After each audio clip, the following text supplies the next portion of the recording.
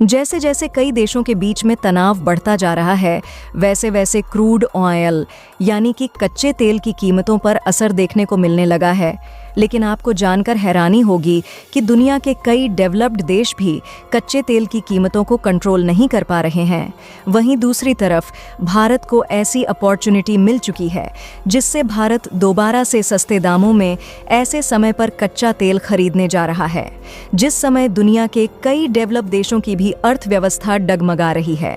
दरअसल देखा जाए तो इस समय ईरान और इजराइल के बीच भी युद्ध शुरू हो चुका है और यह युद्ध कब तक चलेगा इसके बारे में कुछ भी नहीं कहा जा सकता, क्योंकि ईरान और इजराइल इन दोनों देशों में से कोई भी देश पीछे हटने के लिए तैयार नहीं है।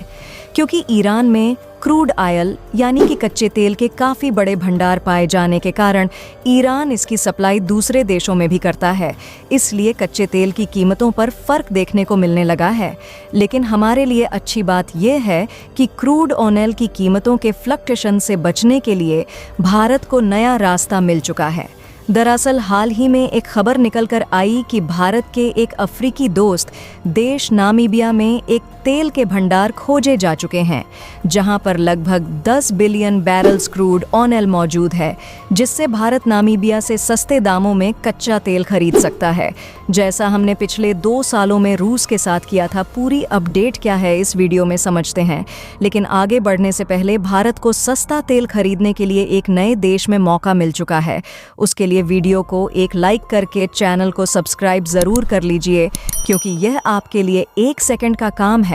लेकिन इससे हमारी काफ़ी बड़ी मदद होती है। असल में इस समय देखा जाए तो दुनिया भर में 3 युद्ध चल रहे हैं और जो युद्ध चल रहे हैं वह रुकने का नाम नहीं ले रहे हैं कि उससे पहले दूसरे युद्ध शुरू हो जा रहे हैं, जैसा कि हाल ही में ईरान और इजराइल के बीच हो रहा है। और ऐसा देखा गया है कि जब जब कई देश युद्ध में सिमटी हैं तो कच्चे तेल की कीमतों में भारी चढ़ाव देखने को मिलता है और कच्चे तेल की कीमत बढ़ जाने के कारण महंगाई आसमान छूने लगती है, जिससे आम जनता को महंगाई से काफ़ी दिक्कतें आने लगती हैं। क्योंकि कच्चे तेल की कीमत बढ़ने से डीजल और पेट्रोल के दाम तेज़ी के साथ बढ़ते हैं, जिससे ट्रांसपोर्टेशन कॉस्ट बढ़ने लगती है। और देखा जाए तो समुद्री जहाज़ से लेकर ट्रक तक जिन वाहनों का उपयोग सामानों के ट्रांसपोर्टेशन के लिए किया जाता है, ये सभी डीजल और पेट्रोल से ही ऑपरेट होते हैं। लेकिन अगर आपने नोटिस किया हो तो लगभग पिछले 2-2.5 सालों से रूस और यूक्रेन के बीच युद्ध चलने के साथ साथ इजराइल और हमास के बीच भी युद्ध चल रहा है, लेकिन भारत में महंगाई उतनी ज़्यादा नहीं बढ़ी जितनी कि तुर्की और जापान जैसे देशों में बढ़ रही है। ऐसा इसलिए क्योंकि रूस के साथ भारत के रिलेशन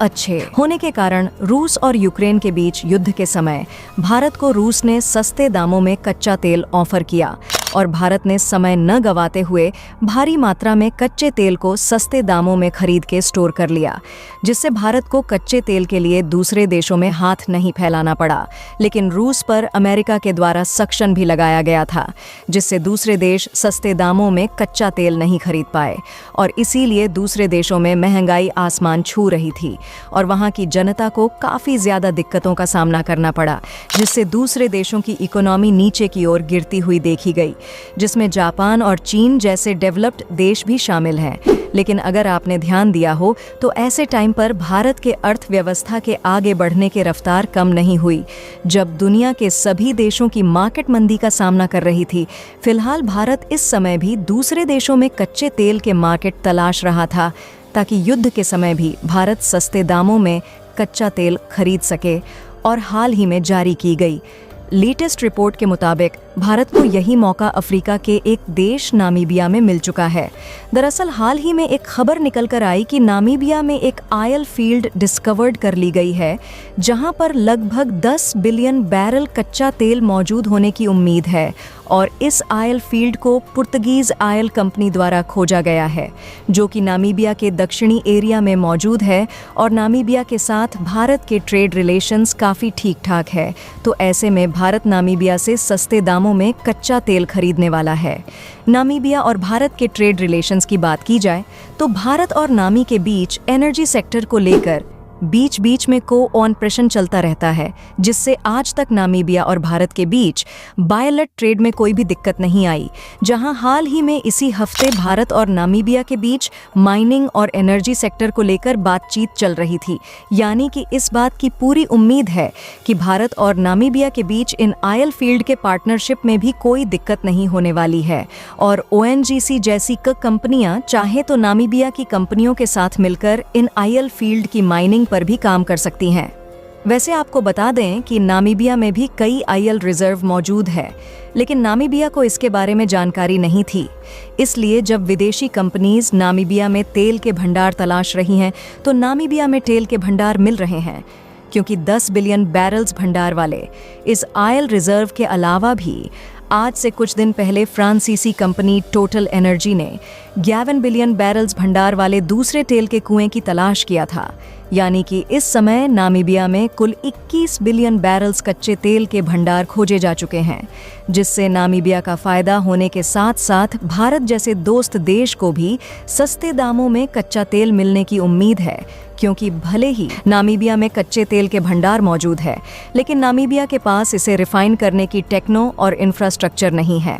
इसीलिए नामीबिया के पास खुद कच्चा तेल होने के बावजूद भी हमने पिछले साल लगभग $240 मिलियन के पेट्रोलियम को नामीबिया में एक्सपोर्ट किया है। यानी कि आप इसे अंदाज़ा लगा सकते हैं कि दिन पर दिन नामीबिया भारत पर अपनी डिपेंडेंसी को बढ़ा रहा है। और अगर आप इस रिपोर्ट को देखें तो हमने पिछले एक साल में लगभग $418 मिलियन के प्रोडक्ट अकेले नामीबिया में एक्सपोर्ट किए हैं, जबकि $235 मिलियन के सामानों को हमने नामीबिया से इंपोर्ट भी किया है, जिसे मिलाकर भारत और नामीबिया के बीच पिछले एक साल में लगभग $634 मिलियन का बायलैटरल ट्रेड हुआ है। और हमारे लिए अच्छी बात यह है कि नामीबिया में भारत से होने वाला एक्सपोर्ट हर साल बढ़ता ही जा रहा है, जिसमें पिछले एक साल में 178 पर की ग्रोथ देखी गई है। यानी कि देखा जाए तो भारत और नामीबिया के बीच माइनिंग और energy infrastructure development, education, agriculture और भी ज़्यादा बढ़ाया जा सकता है।